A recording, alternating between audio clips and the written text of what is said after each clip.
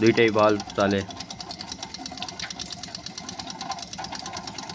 यता हाम्रो हाइटमा पानी आउँदैछ, यता यो बल्ब पनि चल्यो।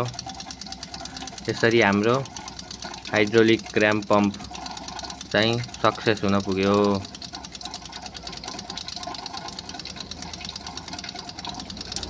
त्यहाँ माथि हाइटमा पानी आउँछ, यसलाई माथि थप हाइटमा पनि लैजान सकिन्छ।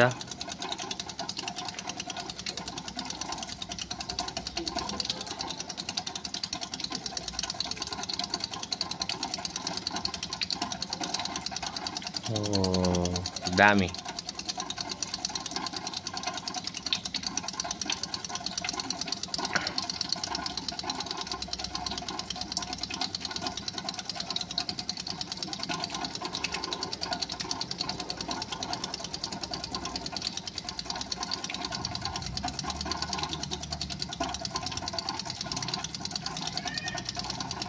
दुईटा बल्ब रिदममा।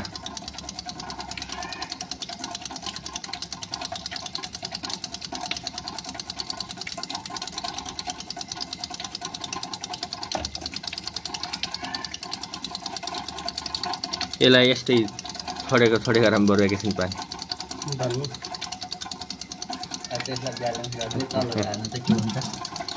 चल्छ होला, चल्दैन त्यस्तै। त्यसको लागि हाइट जो चाहिने देखियो।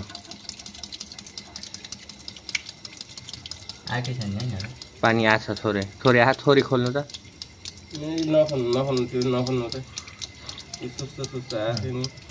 ए आफै चल्यो।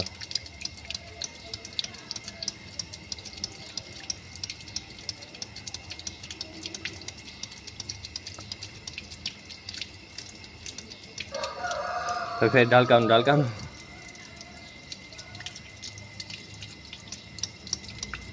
बल्ब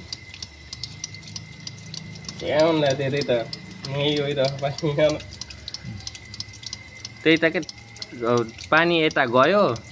जस्तै यो त हामीले उमा गरिन्छ नि त, घरमा राखिन्न, खोलाहरूमा राखिन्छ। खोलाहरूमा राख्दाखेरि चाहिँ यसबाट धेरै पानी गयो नि थोरै पानी चाहिँ घरमा जाओस् भन्ने चाहिँ उद्देश्य हो।